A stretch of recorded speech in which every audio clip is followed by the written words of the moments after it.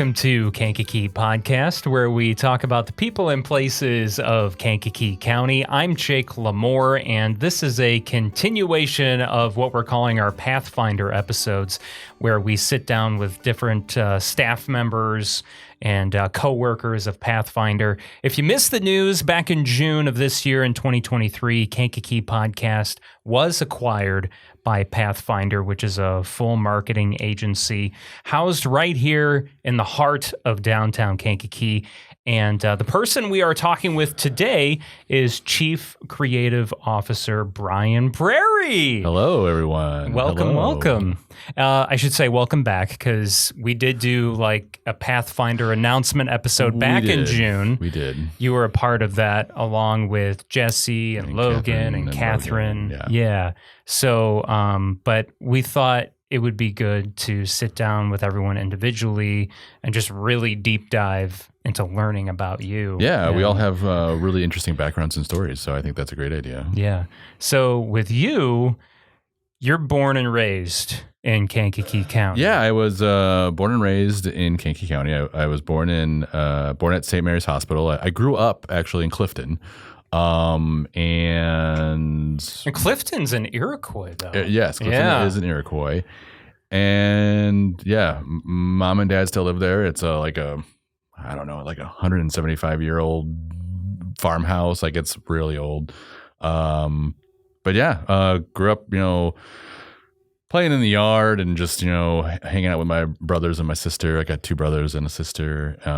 So were your family or was your family farmers, or did you just happen to live on a farmstead? It's a farmhouse. I think it was one of probably the first houses in Clifton, but it was a farmhouse once upon a time.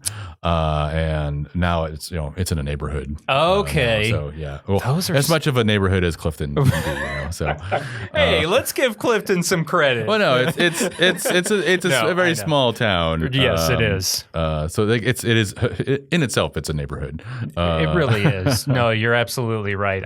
I tell my Chicago suburb friends or Chicago area friends, anytime they come down to like my hometown of Manteno, they're like, "Oh, this is such a small town." I'm like, "Are you kidding me?" It's like Manteno is nothing compared to the towns that are just a little bit further south. away. It's like, keep getting going. Smaller. Yeah, exactly. After Kankakee, until you get to Champaign, really. Pretty much, yeah.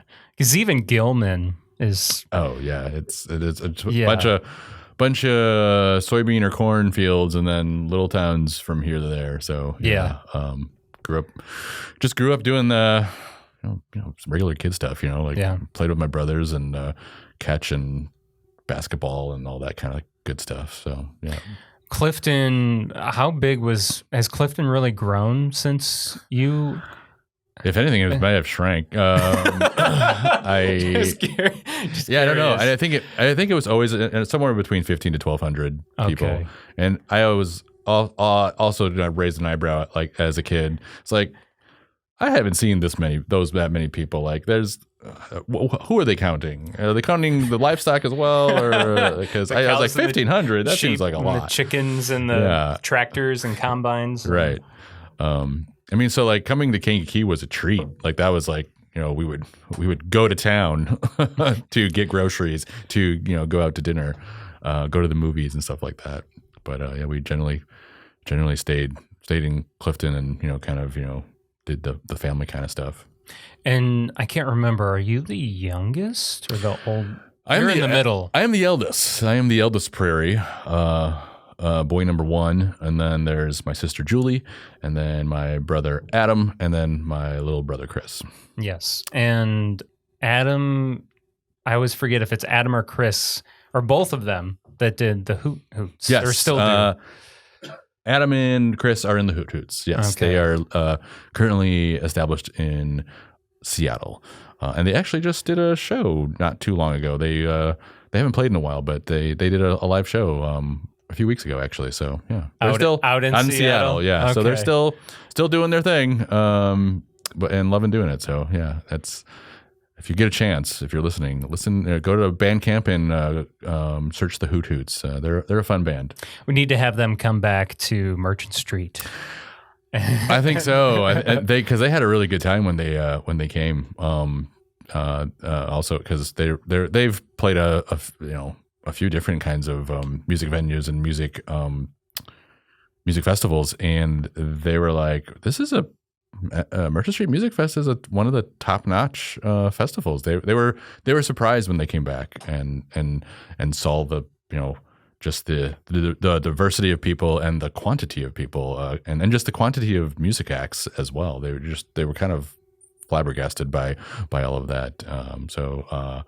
Yeah, it'd be great if we could get them to come back. And I have a few say in some Merchant Street things, so maybe I can maybe push that forward and see if we can get the Hoot Hoots back at Merchant Street. Yeah, I'd be all for that. That'd be fun. Yeah, that'd be fun for me as a family. But I always love listening to their music because it's kind of nostalgic for me, but also I don't know. It's always, their music is always so very fun. It's very just bouncy and it references Nintendo games and some life in Clifton and just some very random things, but all things kind of that we loved growing up. Where did they get the music bug from? Did it come from anyone in the family? Did you play at all? Yeah, actually, my dad and his brothers were in a band when he was pretty little when they started playing. He was maybe 9 or 10 when they I think they were called the Prairie Brothers, and they played when there was a venue on one of the islands out there by Moments. That would be it's on the tip of my tongue and I can't think of it. It's not Eagle. Is it Eagle Island or is it? It might be Eagle Island. But there used to be like There used to be like a restaurant or something. Yes, there was on Eagle Island, and him and his brothers used to play all the time. And I think, he got that from his dad. My dad played the drums, and his brothers played, I think, the guitar. They had two other brothers that play the guitar. So I think that's where, and that's the thing too. Like my dad loves playing music. My mom is creative as well. So the creativity bug definitely is well and alive in our family. But you never played? I never played. I never tried. Did you try anything? I just recently, like within the last 5 years, I started teaching myself guitar. And I would like to say I'm still teaching myself guitar. Well, it's a journey that never ends, especially. Well, yeah, and especially as much as I practice, because I feel like a month goes by and then I'll play it, probably pretty religiously for a couple months, and then another month will go by and then kind of forget all the chords again and have to do it. Owning a business, you don't have a whole lot of free time.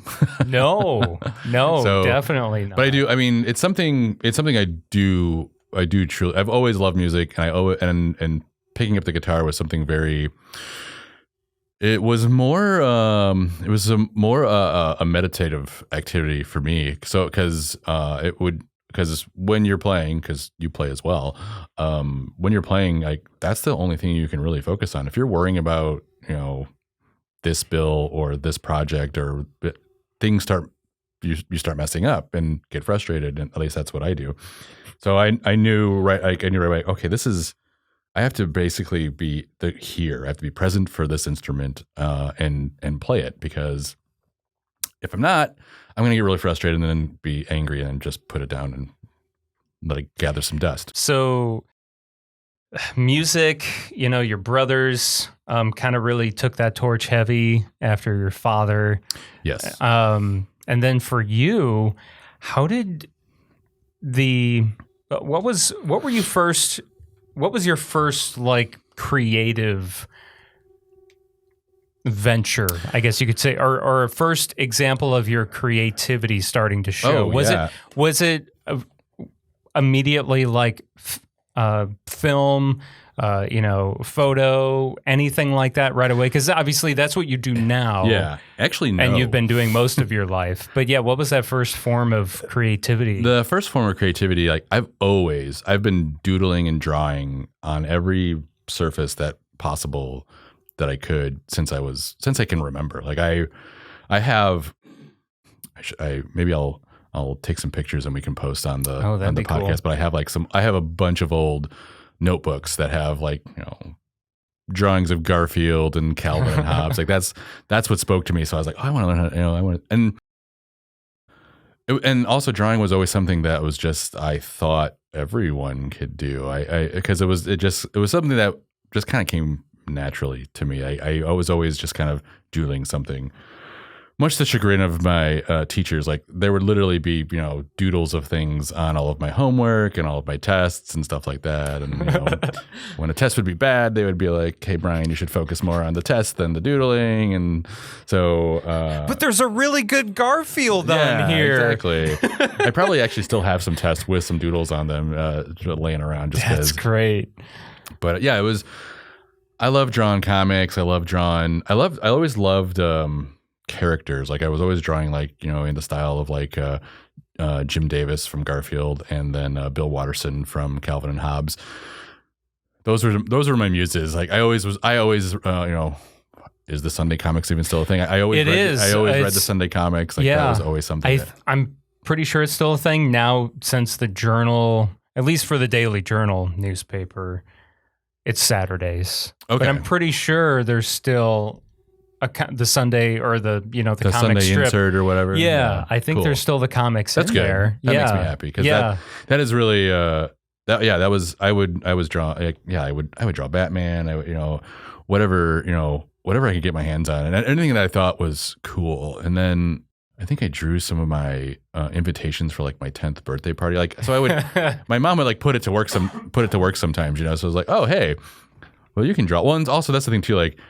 She was good at calligraphy and she also decorated cakes. So she had that kind of drawing, bit in her too. So I think I kind of, I get that creativity and that kind of, at least the, the muscle memory and the ability to kind of draw something freeform. I got that, I think, from her. But yeah, it was always drawing. It was, I didn't really think about art or creativity or drawing until college. Like I didn't really even in high school, I was just kind of doing it because I could. Like it was something that was. You weren't an aspiring comic book writer, or cartoonist, or I just like I said, I would just do it because I could, and I love to do it. And then when someone would ask me to, hey, draw something for the paper, or draw something for here you go. Okay. And then I was done. And then I would, do my own thing.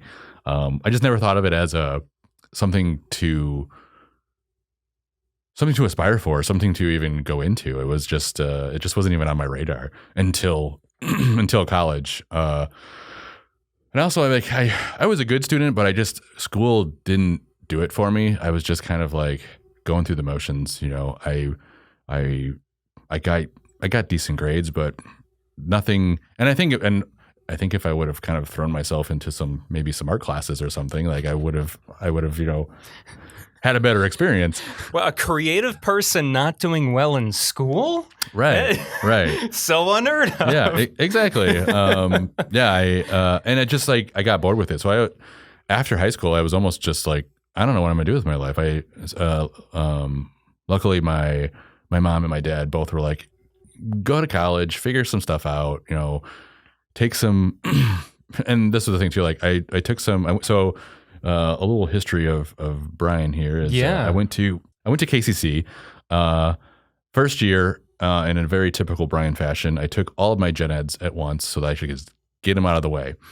And I almost then just stopped going because this was just high school part 2. And I was like, I'm sick of this. I almost didn't go back because until my mom was like, hey, idiot, take some art classes. And she didn't call me an idiot, but I was like, it was pretty dumb of me to cause she's like, I know what you did cause you're a lot like me and this is what I would do. Get all the stuff you don't want to do out of the way. But now you're burned out. Like you don't want to do this. Yeah. So take some of the art classes.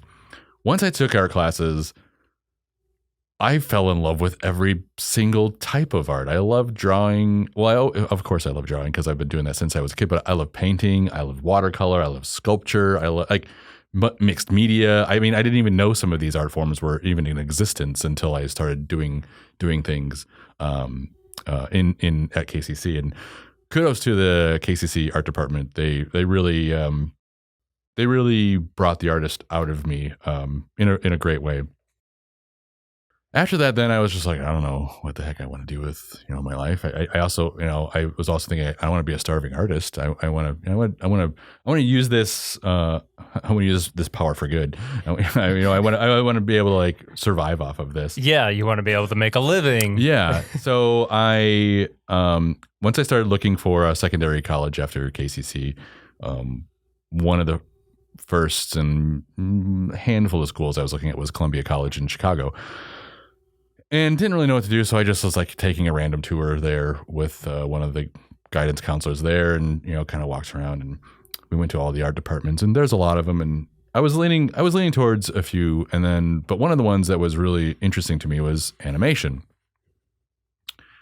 the drawn animation, and then this is going to date me a little bit, but I think the second Toy Story was coming out right around then, so like 3D animation was like brand new and like really hot, like right around that time. Like everybody was just like, "Oh, this is so cool," and more and more colleges were offering these courses like that. It was so new at Columbia that the animation department didn't even have a degree. Like so, the reason why I have some of a film background and why I leaned into some of that is because I have a film degree with a concentration in animation. It wasn't even an animation degree yet. And kind of again, I found my people again at KCC, but then I found my people again in Columbia. I found that my people are artists. Like, creatives. Okay, these are my people. And what was great about one.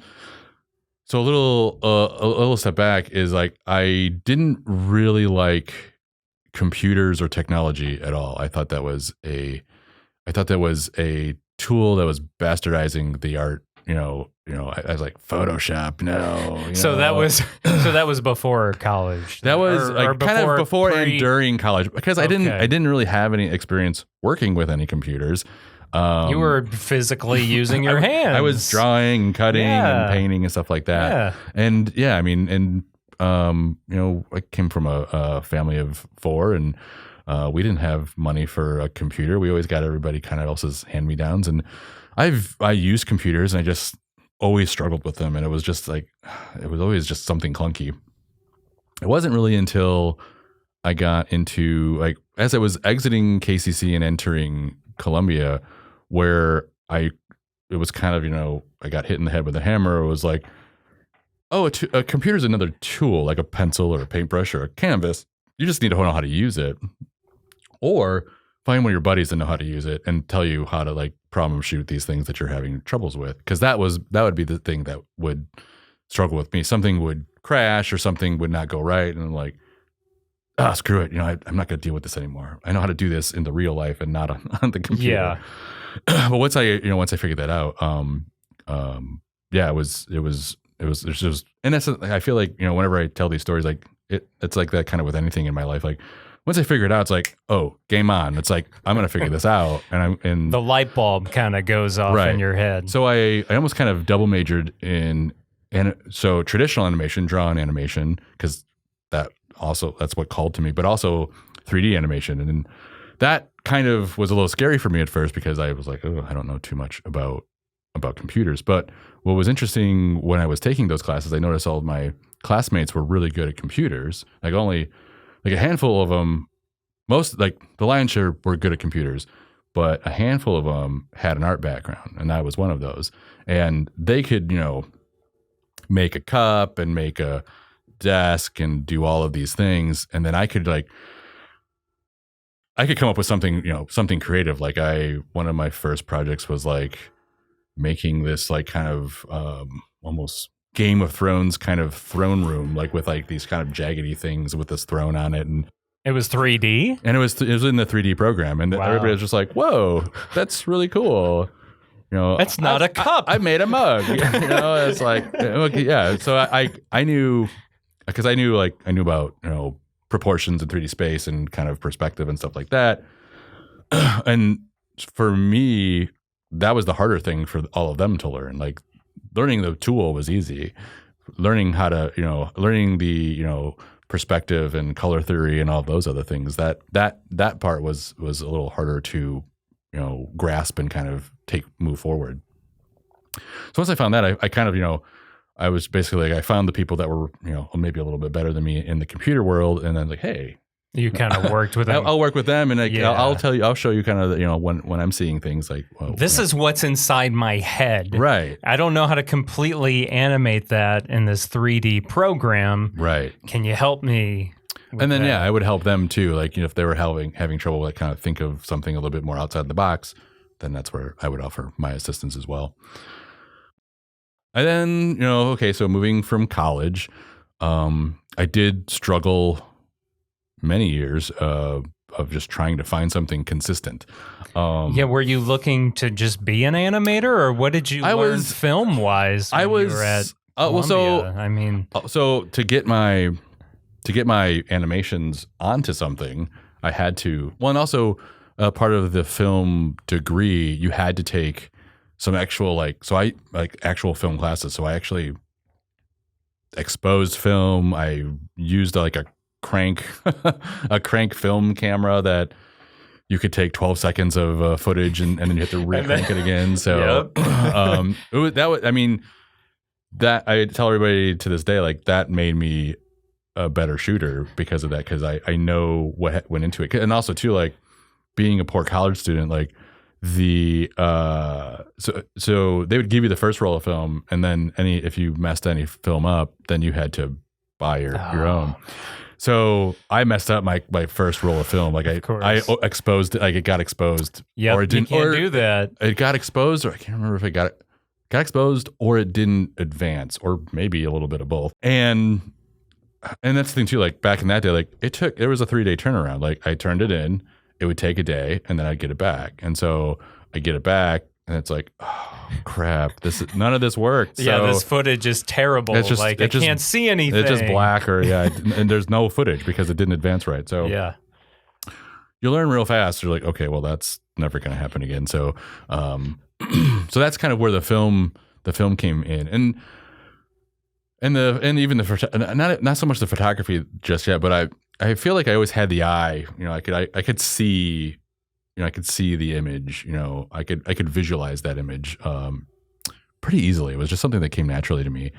So after college, I kind of did a lot of freelance here and there, and just couldn't really find. I just couldn't find something consistent. And was it, when you were doing freelance, was it a lot of shooting, or were you getting animation? It was I was doing graphic design. I was doing a little bit of animation. I was doing a little bit of this, that, and the other thing. Yeah, and this would have been what, like in the 2000s? Early 2000s. Yeah, early 2000s. I mean, and that's the thing too. Like, I was only doing it part time because I worked at Target for a number of years as well, and that's kind of like what kept me fed. And then, but also I hated it. But what I loved, was the creativity. So I kept doing that. So that was always something that was never lost. Well, I want to say didn't lose sight of it, but it maybe got a little further away in some years, like, where it's just like and that's the thing. Like, I'd gotten married, and I was comfortable, and so in that comfort, I was just like, maybe this dream that I have, and I didn't, maybe it wasn't even a solid dream. Like, maybe that's for someone else. Maybe I just, don't want to do that. Well, and what was the dream though for you? Like what? Well, the dream for me, I guess, right out of college was like, I don't know, working for a studio, or, doing commercial work, or doing stuff like working for an agency, basically. And that wasn't happening. A lot of the studios at that time had moved out of Chicago, because of like tax breaks stuff and stuff like that. I think they've reversed that now. They're coming back. A lot of things are now filmed in the Chicago area. But yeah, so that's the thing. That was a loose dream. Like, it never had a specific, nothing specific. So I just kind of like was doing things here and there. Eventually, as like I found that like I just don't like working retail. at all. Like I just despised every aspect of it. And I'm like, okay, I got to get out of this. I can't do this anymore. So I started doing, I did a couple of weddings for friends, and that's kind of what got me into filming more. I had a camera, and it's kind of like your buddy with the truck. That's the person that moves you. Your friend with the camera is the one that does all the weddings. Does the weddings? Yeah, so hey, I got a buddy. He's got one of those fancy new VHS-C camcorders. It was a digital tape camcorder. I'll have you. Nice. It was it was like an old Sony camcorder, and did a few weddings. Taught I knew a little bit of editing, and I taught myself some more editing. So like that's the thing too. So like, yeah, a lot of my film and editing stuff was post graduation from college. Like I did a lot of, I taught myself a lot of things in that respect, in that world. So yeah, I started doing. It's kind of surprising you didn't do more of that in school though. Well, I didn't. I had to enough to get my animations onto a tape or a DVD or something like that. Yeah. But that's it. Like that. Yeah. And I did a little bit of editing with that because I had to kind of put together a portfolio reel and stuff like that. But the only thing I really had to cut together was my film for it was called Film Tech. It was Film Tech 1 and Film Tech 2, and I actually had to splice the actual film. But from there, like that was probably the most editing I did. And that's the thing, like I knew I loved it. It was just like I knew I loved the animation bit of it more. So I tried that, and then that wasn't as consistent as I liked it to be. So then I just started kind of tapping into other things. So the wedding thing kind of came along. Once I did a few weddings, I started looking on like Craigslist and online, job things, and just kind of started doing kind of odd jobs, video odd jobs for people, and found this guy, Dave Lanuti is his name, and I still hear from him every once in a while. And he was looking for shooters. He was looking for people to film weddings, and I was like, I don't have the most up to date gear, and I don't, and I this is kind of just like, a passion thing for me. What was cool about Dave is he was very business savvy, and he was also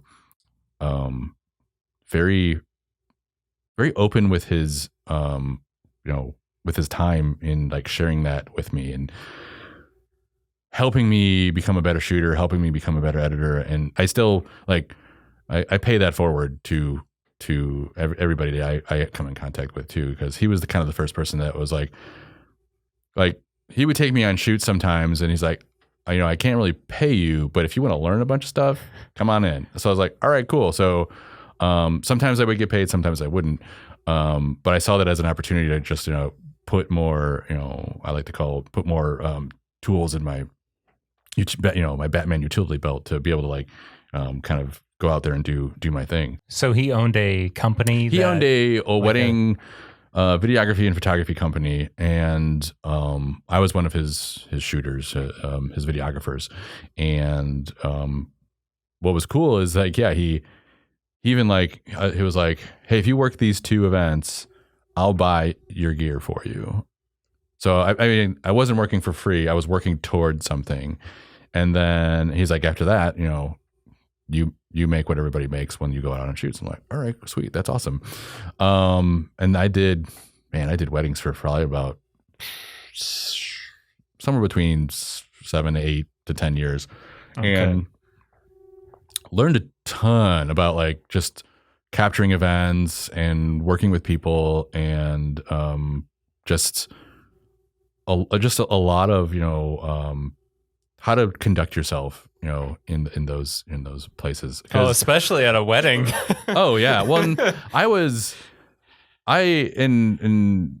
maybe you don't even know this about me. Like as a kid, I was really shy. I'm really shy. Like I'm not somebody that jumps at the opportunity to like be in front of the camera, or even be in front of like a bunch of people and talk about things. So like I'm a little bit more when I get to know you, I become kind of boisterous and stuff like that. Yes.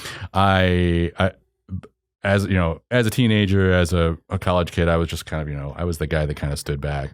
I think that's one of the reasons why you and I clicked, because Yeah. I'm the same way, so I'm kind of shy. And when I get to know someone, then it takes me a second. So, going into events where I don't know anybody and I have to get them to kind of interact with me, that was a lot of learning the camera stuff. That was easy. That part was the hard part, was, interacting with interacting and just getting people to respond to you. Because sometimes, when you pull the camera out, everybody's like looks at you and there's like, they're and it like you freezes. have a gun. Yeah. So you want to wave at them, smile, and make them feel comfortable and tell a terrible joke. Yeah, exactly. Just to get them to laugh. So that was something I learned through doing that. And that's really where I kind of, I guess, kind of got the reps in with, doing film and doing that kind of stuff. And then with Dave, he then brought me on to do more like AV work in it's audio video work in some of the hotels in Chicago.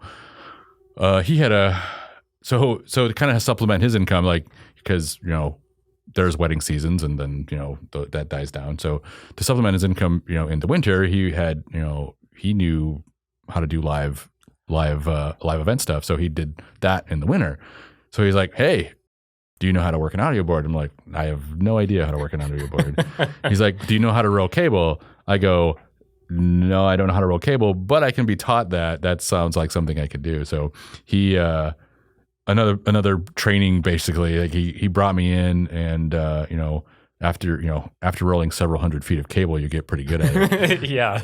in one sitting. So, and then what was neat and what I noticed, and even like when I was working with Dave, or just working with any audio or video person, like, and really anybody that's passionate about their craft, is that once the job is done and once you have all the kind of nitty gritty things done, like, once I started asking them, like, hey, how do you work this? Or how do you do this on this thing? They're always like, once everything was done, very open to like talking about, because if anything, AV guys just like, they love nerding out about gear and they love talking about, oh, this does this and this does that and da da da da. And so I took that to heart. Like that was kind of on the job training for me, because it was I just like, I knew how to work hard. So they saw that, and then they were like, okay, cool, I'm going to share some of my knowledge with you. And I thought that was really cool that they were able to do that and saw the potential, I guess, in me. And so, like, again, I like to kind of take that, with anybody that I interact, with our employees and with our interns here, just to make sure that, people, because everybody comes in at a different level, and I think that I took that to heart when that was, because I knew I was like, oh man, I'm just a guy that doesn't know too much about this, but you want to teach me? Great. That's awesome. You're like, I got an animation degree and here I am rolling cables, and learning how to run an audio board. And, how does this stream work? Because you're probably, for those AV gigs, I was doing a lot of closed circuit stuff as well. Yeah. So, like running, and that's the thing, like it was these big, like, 5,000 person ballrooms, so it's like, the Dental Association of America would come into town and we would basically, you'd have to mic them up and you'd have to, and again, I think this is something that isn't taught as much or at all. It's like, it's those soft skills. Like I had to like be able to like interact with those people too, and be able to like kind of like make them feel at ease, because they're they're talking to 10,000 people and they they're going to be up there and and I'm and I go like, hey, I got your slides already. You're good. If you need anything, just let me know. It's like, it's something that I've learned is like making people feel comfortable in that space, because it's an awkward space to be in, when you're up in front of people or in front of the camera. It's something that is not as natural to all people. Well, going back to what we were talking about, playing guitar, right? You should be focusing on that moment and not screwing up or not. Yeah, right. Or worrying about the slides on the screen if they're gonna go at the time you need them to go, or all that stuff. So from there, let's see. From there, when does When does Ravenspring? So come into when the housing crash happened, like 2008 ish. yeah. So weddings and live events took a hard hit because those 10,000 people events turned to 2,000 people events. Yeah. And the weddings, people that had, that couple $1,000s for a wedding video and photography didn't have that money for that. So that got kind of light. So I was like, just as that happened, I went to Craigslist and online and just like, okay, looking just for editing jobs or videography, something. Yeah. And then I found a part-time editing job with a ad agency that did direct marketing ads and nationally. Wow. Yeah, and worked with them for I think about 4 or 5 years and learned a ton of stuff, but still feeling kind of like unfulfilled. Like I was doing something, but I was like, I wanted to do it on my own. And was that a lot of photography? No, for them? It was a lot of videography. It was a lot of video. We would go to like San Diego and shoot at a studio there. We would go to, I think Atlanta was maybe one. It was somewhere in the South. But yeah, we'd go to various studios. We would even shoot stuff around the Chicagoland area because they were located up north.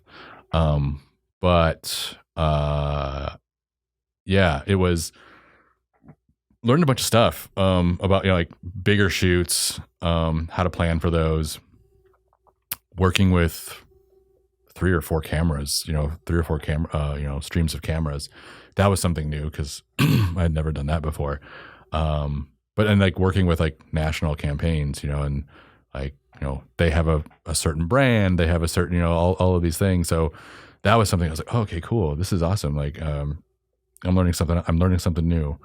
But like I said, I didn't feel like I just didn't feel,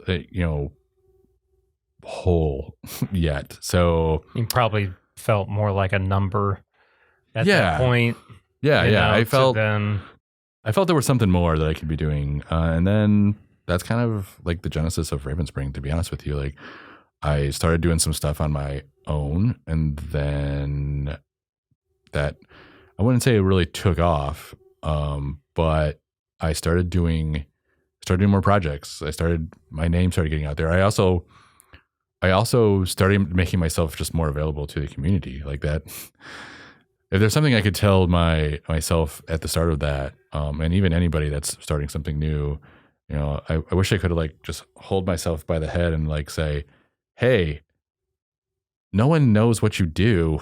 Talk to people, like you have to talk to them. Like I was just like, I don't know, this pretentious artist thought like, well, everybody knows what my work is. It's like, no, they don't. No, dummy. Yeah. Like get off your butt and start doing something and talking to people. And so I talked to like, the Bill Yankas of the community. And like I said, he was one of the first person I talked to, like, Bill, like, who should I talk to like just kind of get involved in stuff? And he was like, oh, Brian, Bill's an idea guy. So he connected me to 2, like, to 5 people, and those 5 people connected me to 5 people. And then just kind of, went from there. And, that's Ravenspring. Like Ravenspring, lasted 8 years. And when did that start? Like the early 2010s or mid? I would say probably more like mid, like early, or maybe early to mid. I would have to look that up because it was. I think I've been doing on my own. Maybe I think it's been about 10 years now. Maybe more like 11. Maybe even more than that. But yeah, Ravenspring was like right around then. And then that was solely video production, some photography, and some animation. But it was mostly video, like telling stories of small businesses and organizations and stuff like that. It was something that I was just like, it felt good to do, and it felt good to do in my community as well as like my like, I don't know, my obligation, to kind of give back a little bit to my community. I mean, obviously that's still what you're doing with Pathfinder too. Right. Yeah. It's the same thing. It just now it's a bigger company with more services offered, and it's a full service instead of just the portion you were doing with Ravenspring. Now, didn't you have someone else working with you on Ravenspring, or was that just you? It was just me for a little while. I did have Catherine, who works for us now, working part-time. I did have another full-time, well, yeah, I guess I guess it's more like a part-time editor. But yeah, that was it. Like it was mostly me working with Ravenspring. I obviously came across Jesse Erickson, and I don't know how we really originally met. It was probably through like Barbie, the chamber or Barbie. something? It was likely through Barbie. Yeah. Which she Barbie was probably Watson. doing. She was probably doing the chamber. The chamber at the time, the Kankakee County Chamber. So with that, I was like, oh, this guy's a smart dude. He really knows his stuff. But didn't really think anything of it at that time. We kind of we talked about this Pathfinder for years. Like it was kind of just like something we would mention, and then it'd be like, okay, well, I guess we're not doing it. It didn't ever like really culminate into anything. But COVID happened, and I don't know if that was the catalyst of it or it just happened to happen at that time. But over COVID. And this is the thing, like we had been talking maybe like pretty heavily, like for the 6 months before that, like, oh, you know what, if I'm going to grow in Ravenspring, because he was running his own business, Catalyst, and working with like business solutions and marketing solutions. If we're going to grow our businesses, we're going to be growing into each other's respective areas. And we decided pretty early, like right away, like we didn't want to do that. One, because I'm like, I know I need to grow, but I don't know that section of the business as much as he does. And I was like, I don't really want to. Like, I like being creative, so I like doing that part of it. And he didn't want to, he didn't want to be a creative. He didn't want to do that. So we decided pretty quickly, like, oh, okay, well, maybe we should partner up. So we did. I think we worked on a few projects separately, but together. Like we were still our separate entities. But we worked on a project together, and found that they worked out. Like I think one of our first things was Mantino Oktoberfest, and then there was a couple other things after that, and then we found that like, hey, this worked out pretty good. Like, I took care of the production part of it. He took care of the business and the marketing bit of it. Yeah. So I was like, cool. All right, this works. So then with that, we were like, well, we're kind of missing a piece. We need if we're going to be a marketing company, because that's really what we wanted to be, like, we need a web part of that. So we started talking to another friend of ours who owned Linkpoint Media, Josh Lundmark, and we were like, hey, we want to, and we've been talking to him too about this as well. But he was being, he was kind of like, kept pushing us kind of back, like just, and not in a bad way, just something like was like, just something else. Like it was something else, and we find out that like, oh, he was planning on. He's like, I don't want to own a business anymore. I want to get out. I'm gonna get out, and then I'm moving. And he moved to Georgia, and he was because he liked to do the back end stuff. He like creating coding like and doing the web development kind of stuff. So that was his thing. He's like, I'm just kind of burnt out on owning a business, and I mean, I get it. Like it's a lot of hard work, and he was in the same boat as Jesse and I. Like he'd been doing it for so long that he's just like, I'm burnt out. I can't do this anymore. So we made him an offer for his business, and he agreed, and that basically so. Pathfinder is Linkpoint Media, Ravenspring Creative, and Catalyst Business Solutions is Pathfinder, and that's the history. Like that, that's where we are now. More have been acquired since then, as we talked about. Yeah, like so we acquired Kankakee Podcast, and Converge, Converge, In with Jeff stuff. InFrame is is Logan, and that's slowly moving along. But I mean, like this thing, like we're growing so fast in other areas. Some things we have to kind of hit the brakes on some of the other things. But yes, yeah, there's a lot of growth. There's a lot of opportunity to keep growing as well. We're doing things in Frankfurt and up north, and I've been traveling a ton this summer for a client, and that's kind of a first for Pathfinder. I mean, that's the thing too, is like Jesse and I joke about this all the time. Like we feel like we've owned this business for 10 years, but it's only been 2. Like it's only been 2 years. It does. I haven't even been here that long, and it seems like Pathfinder has been around longer than 3. Right. And I think it's years. because we've been in this community. All of us have been in this community for longer periods of time. But Pathfinder is only 2 years old. And that's kind of baffling to me and even to people that I talk to.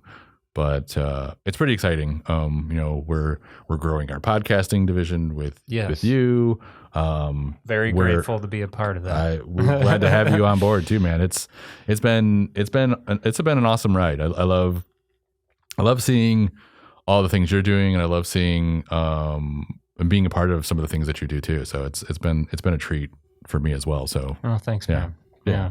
And I mean, bringing that up too, with Pathfinder acquiring Kankakee Podcast, that was just a sole proprietorship for me. I owned that myself through my own LLC. So I was getting used to being my own boss, which has its pluses and minuses, as you know. It does. And, I know that was one of the things that I was hesitant about walking back into was, I knew that with selling the company and selling Kankakee Podcast that I would be answering now to someone again.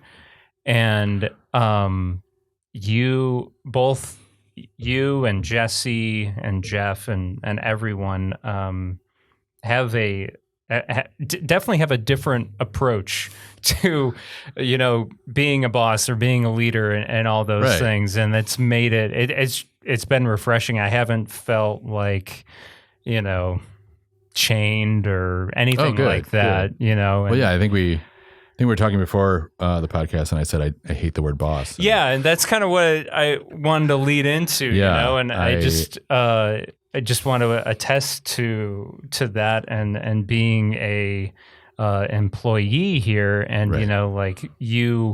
yes, you are one of my bosses, but you don't like that term. No, and I want you, because, and Jesse and I both believe this, but I want you, I want to we want to surround ourselves with other people that are good at the thing that they do.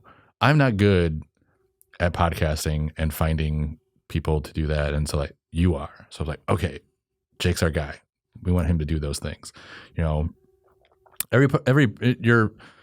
a important piece of the puzzle. You're a part of the team. And I don't know. To me, a boss tells you how to do your job, and a boss, is this authoritative figure, and that was something I never wanted to be. I mean, hell, if you would have asked me this 5 years ago, I don't know if I would have said, "Oh yeah, I'm going to be a owner of a business that has 17 employees and has a building on a floor." And and you probably still can't believe that, right? I cannot. I'm weird. It is still something that is very. It feels weird. And then when people tell me it, I think this is just my personality. I just kind of I just got, right. It's anybody could do this, and it's like, no, you're doing some really cool stuff. And once I take a moment, I'm like, oh wait, I shouldn't just blow that off like that. I'm very grateful, and I'm very lucky that I get to do what I do, and I get to work with the people that I work with. Because we work with a bunch of talented people here, And I couldn't be more excited for the future of Pathfinder than I am right now, because it's just so refreshing and so just inspiring to work with people that are at the top of their game in our community, and it I don't know, just it makes me kind of giddy whenever I think about it. It's like, oh wow, this is really cool. Like I can't believe this is my life. Like this is awesome. Yeah. Is it exhausting at times? Well, yeah. I mean, of course. Yeah. I mean, sure, you've got a much bigger team now than when you were just Ravenspring. Right. But I would be curious to know, like, what have been some of those I don't know if transitions is the right word, from going from, Ravenspring, where it's mainly just you, like you've got like one part-time person, maybe another part-time person, but you're still pretty much doing everything in Ravenspring. And then you go from that, and then all of a sudden you've got almost 20 people and you're one of the higher ups. Right. That has been probably the hardest thing to do, to unravel myself from all of the things that I do, because like I said, I don't want to be a boss. I want to be a leader, and I want to be a leader that perpetuates good behavior and hard work and continual learning and just and creativity. But like that, all of that was really hard for me to kind of grasp and put forward, because like you said, like when it was just me, it was like easy, like, okay, Brian, go do the thing. Brian does the thing. Like now it's like, hey, Matt, go do this. Hey, Quinn, do this. Hey, hey, Jake, you're doing this. And also keeping track of all the, all the things that are going on too. It took a lot, but, and I trust all of you implicitly, because you're all good at your jobs, but it was very hard for me to kind of give up a lot of those things. What's been the hardest thing to let go of? I would imagine it's more of like the video aspect. It's the video editing and the video production. Like I have a say in a lot of that still, but I'm not doing as much of it as I'd had in the past. And then it's just hard. Like it's hard. It was really easy thinking in a first person mindset, and it was really hard to think in a team setting for me, because I knew what I needed to get done, but I wasn't entirely sure sometimes, or even good at explaining like what I needed a certain team member to do, or even what their job should be. So I had to do some reflection on that, and like, okay, what are the jobs Brian is good at that no one else can do? Okay, that's over here. What are the things that I can hand off, or that I need to even hand off? That was hard. I mean, I'm still probably dealing with that. But I think I've gotten better at, being able to kind of, see your, what your strengths are, and what this person's strengths are, and kind of playing into those. I also, I mean, that's something too, like I want everybody to, be curious and keep learning. So if there's something that anybody wants to learn more of, I'm more than happy to teach them something else. But I definitely want to play into their strengths. But yeah, it has been an adventure, and not always easy. Yeah. But what are those things that you found like that you do enjoy the most, that you still like hold on to and you don't delegate them to someone else? Like, what are some of those things that you're still like, you know what, this is like my favorite thing to do, or this is like, I really like doing this, so I'm going to still continue to do it? I mean, I still like doing like the, kind of like the planning of a project. I like the, like kind of the brainstorming of that. I do still like also, the physicality of shoots, like being a part of a shoot and being a part of that, and I don't know. I think that it's the tactileness of like having a camera in your hands and stuff like that. That is still kind of really just, I love love new technology, and I love having the camera in my hand. So there's something visceral about that. I always just kind of like, oh, cool, another new piece of product, another piece of equipment. I'm like, oh, okay, cool. It's another problem to solve, right? And that's kind of creativity in a nutshell. So like getting a new piece of gear is always exciting to me, and being able to use it and being able to tell the story, So I don't know if that answers your question. No, I think it does. Yeah, there is an adrenaline rush that you can get from going out on a shoot, depending on what it is. I mean, sometimes we have to do shoots or recordings or whatever that we're just not super pumped about. You know? But and I mean, that's the nature of the business, right? Yeah, it is of any business. Yeah. But if you like particularly like shooting on location and you're like, I really love shooting live music, like that gets me going, getting those really great shots of the lead vocalist or the drummer. Yeah. And we just shot a live music event recently. And we do a few of those a year, and there is something when you can kind of just like vibe with the crowd, like there's something like you get that energy, and be able to capture that energy there is something to that. There is something very exciting, and just it's really cool when we can come back and you see that and we've captured it. And it's like, oh man, awesome, we did it. Because that's really at the end of the day, that's what the client wanted us to do. So when we're able to do that, that makes me happy. I love when projects come together. I love seeing the thing that I love the most about my position now is seeing all the people that are on the production team doing their thing and like excitedly talking about it, like to you or to any of the other team members, and just kind of like sitting back like a proud dad, just like, this is awesome, like this is really cool, like, or somebody figuring something out for the first time. For me, like it's like, because I've been there, like that is awesome that you figured that out, and then and that we've given them the space to do that as well.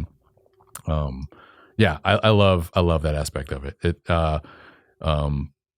Like I said, me figuring out how to unravel myself from some of those things, but the things that I love the most are like seeing the people excel at, and then also, being okay in some of the failures, because we can't be perfect all the time, and failing is a part of learning. So yeah. What do you want people to know about Pathfinder, or what do you want their takeaway to be when they hear about Pathfinder? I mean, I can give you the generic sales thing. You're not Logan. No, You're I'm Brian. not Logan. I'm Brian. I would like to tell people that we are a full service marketing company. That's what Logan will tell you. But I don't know if everybody understands what that means. But at the end of the day, and like I said, creativity is problem solving. Like we solve clients' problems, and their problem is maybe they're not getting enough business, or maybe they're not getting enough clients seeing their work. Like, then that's where we come in. We tell stories. So I would like to, we tell stories through video, through graphics, through photos, through all of those things. And here's the thing I think I would like everybody to know the most is like, we do it in a way where it's affordable to everyone. Like it's,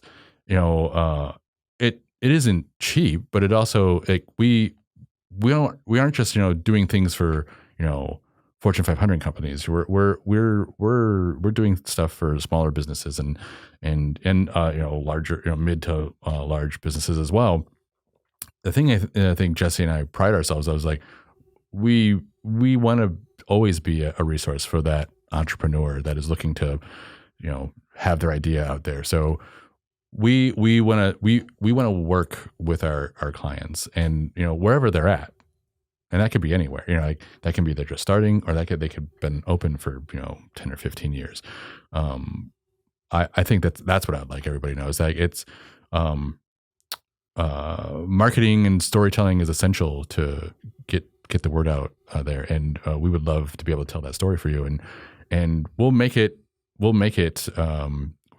We pride ourselves in making it easier, because at the end of the day, it's about the bottom line for everybody. So we try to make it as easy as possible, to make that barrier of entry a little lower, so that so you can get the word out about your product or your podcast or this, that, or the other thing. So, and for us, that's exciting, because then we get to work with this restaurant, or we get to work with this non-for-profit, or we get to work that's exciting to us. We want to work with everybody as much as we can. So that's what I want everybody to know. What's a dream project for you that you've been wanting to do for something you've been wanting to do for a long time, that either you've been hoping like someone would come through the door and they're like, hey, we want to do this thing, and you're like, oh my gosh, I've always wanted to do that. I would like to. I'd like to maybe do a documentary, like a full on documentary. I don't know how that would fit into somebody's whatever, but I mean that could be something. Yeah, I'd also like to do something animated. We've been working. I was going to ask you, do you do much animating anymore these days? Actually, recently we've been working with a client that has been utilizing some animation. So we've been doing within the last maybe 9 months. We've been doing it's me. I've been doing a lot of animation. That's what I mean. I don't know if I've ever seen any of your animation work. We've done. I don't know if I can talk about it because of the client, but we've done a few animations, and really that's a growth area. Like we want to start growing into that more. I still love doing it. I still keep up with it as much as I can. Okay. So yeah, I mean that is definitely something I would love to do more of. And there's so many cool tools out there to use, like technology and AI. AI is not scary. It's a tool. It's another tool to use. So but so yeah, I would like to, a documentary would be cool. And then I don't know, like an animated series or an animated something, a little bit more, because I go back to my roots of like drawing characters and stuff like that. Doing some characters. That'd be fun. Gosh, that'd be awesome. Yeah. We need to work on that. Work on our own little cartoon. Yeah. series. Actually, Shai and I have had an idea of like, we wanted to cartoonize everyone in the office. So okay. We're, maybe in in some slower times we can do that. What slower times? What are you talking? We have less slower, busy, I guess. We have less busy times. What are you talking about? Not right now. What would the documentary be on? Or is there like a documentary you've always kicked around in your head? You're like, I would love to do a documentary about this. I mean, I do, and I think this is one I've talked to you about. Is the Kankakee Museum found some footage. I think this was right before COVID. Just found this DVD labeled, I think it was like 1939 or something, and it was footage of Kankakee County of like in its heyday, like in the golden age. And I was just like, what is the story of this? Like, this is crazy. Like, why does this even exist? First of all. So that's something I kind of would love to dive into a little bit more. I think, I know Kankakee has a rich history, and I'd love to kind of dive into, that a little bit more, because, in the very brief, research that I did, about that, that footage you found about that footage is that a company that did it, basically worked in the Midwest and did that for, I would say, like kind of big to mid-sized cities. Like they would come into your city, take some B-roll of the things going on, and then go to the local theater and then, splice it together, go to the local theater. And that would be kind of like a little sizzle reel basically for your community. And people love that, because it's like, oh my gosh, remember that. Yeah, oh, there's so-and-so, like, because some of the footage was like, there was like, airplane footage of downtown Kankakee, like people flying over the city. There were dancers. There were a lot of like street shots of Schuyler and of Court Street, and like booming. Like it was like there was bunches of cars, bunches of people, bunches of shops. So just a like I said, the golden age of Kankakee, and I would love to kind of dive into that more, and even fun. And more, and then even just figuring out like, okay, maybe there's other films that have been unearthed, and because that's the thing, like I feel it's like a lot of the basically like the, what do they call it, the Rust Belt, yes, where a lot of the industry has gone away, and a lot of these booming towns at one time basically folded in on itself. I feel like Kankakee, his history is that, and just recently within the last, let's say 5 years, is really striving to shrug that off and look to the future. And people are investing into buildings. People are investing in building businesses here. We're investing in building a business here because we see the opportunity. We see the need for it. And so yeah, everything goes in cycles. And but I would love that. Yeah, that'd be something I'd love to kind of dive into more. Yeah, in my spare time. Right. Yeah, we have so much of that spare time going back to that. Yeah, I would be totally down for that. Cool. Yeah, we should talk about that more then. Yeah, and I should show you some of the footage. Like we still haven't. I still haven't seen any of that. Yeah, it's wild because the museum asked like, what should we even do with this? And I was like, this is a treasure trove, and I have no idea. I'm like, we need to we could easily make a documentary out of this, like that, because there's so much like Kankakee is dripping with history. So I mean, right. it would be. I mean, it's not easy to make a documentary, but it'd be easy to find like just the stories that are there. Like I think it would because they're all there, right? And just connecting those stories, I think would be really cool. Just because I think. We get told a lot that in our area, like, oh, Kankakee is this, that, or the other thing, and maybe that's a negative, and it has been a negative for such a long time. That being reminded, like, oh, hey, there was a golden age, there was a heyday at one point. Yeah, there's been some bad times, but we're coming into the good times again. So, be a part of the solution rather than being a part of somebody sitting on the couch being negative. Like that's easy. Right. And it takes time. Yeah. It takes a lot of time and effort. Yeah. So that's another reminder. Lend a helping hand where you can. Yeah. That's kind of my philosophy. Because I was at one point, I was that person. Me too. On the couch. Me too. Blaming Kankakee for this, that, or the other thing. Yeah. Until I started getting involved in the community more, I realized like, oh, this is a really great community. And I'm the jerk for not realizing that. Yep. So, being able to like understand that and being able to like, I would have never met you or many of the other people that I call, friends if I wouldn't have taken that leap. Yeah.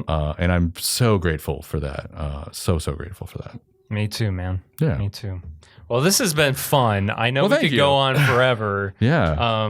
There's so many different things we could get into, but is there anything else? We'll just have to do another one. We should. And actually, we have talked about, there could be potential for you guest hosting an episode too. Yeah. We talked about some film things, and I would love to. Because there's been some films that were filmed around here, and I would love to get into that. That'd be really cool. Yeah. So Brian Prairie might be back in the form of a guest host.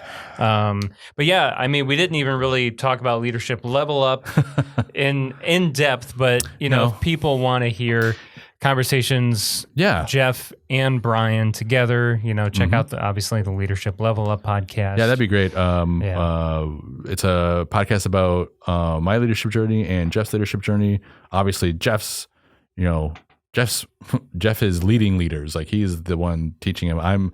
I'm kind of in the educational part of that, like becoming that leader and my story with that. And it's been a journey. It's been windy, and like with all things, there's some hard times and there's some easy times. So, but that's like, and we talk to leaders that are at the kind of top of their field, and talking about all the things that what makes a good leader, and what and also just like what makes a good human being. Like those things really kind of go hand in hand. Like it sounds silly sometimes, but it really is. Like it just, and I think as a leader, sometimes you can feel isolated.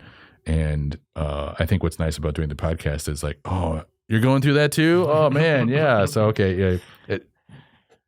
You're not just going through those things on your own. So,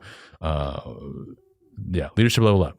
Listen to it. Yes, check that out. Man, this has been fun. And where does the time go? Like I feel like goes by quickly. I feel like we were just horsing around, and then all of a sudden, an hour and a half has gone by, and here we are. I wasn't even looking at the clock. How long has it been? Has it been an hour? Probably. Yeah, I think it has been about an hour. Yeah, something like that. Yeah. But it's been awesome, man. I'm truly honored, and I truly respect all the things you do. It's so great. Thanks, and it's so great that you're a part of the Pathfinder team. I think it's just really cool. I'm excited. I'm excited for what Kankakee Podcast will become, and I know it will become something truly remarkable, because you're one of the people behind it. So. Thank you. I am seriously so honored to be able to work with you, and to work with Logan and Jesse and Matt, our producer, and everyone else at Pathfinder. Everyone's been so welcoming. It's been at this point 5-ish, almost 5 months, I think, something like that. Well, like I said earlier, we wanted to plug you in, and you keep doing your thing, because we didn't want to interfere with that. You had a good thing going, and we're like, let's just amplify that. Like we don't want to do anything to change Jake. Like Jake is perfect how he is. I don't know about that, but thank you. And it's like I said, it's just an honor to be able to work with you. So, man. And learn from you as well. One of those things, you've been teaching me a lot about color correcting. Yeah. So a little harder being colorblind. I think it is, but I think I'm getting better at it. Oh, good. So it's all about the scopes. It's all about the scopes in Premiere Pro there. Yeah. So, but thanks again. Thanks. You're welcome, again, Brian. I'm always glad to help. Like as long as it's I think that's kind of my heart. Like I always want to help. Like that's just something I want to do. So that kind of just goes with what we're doing here at Pathfinder. So yeah, same here. I'm always happy to help. Awesome. This river carries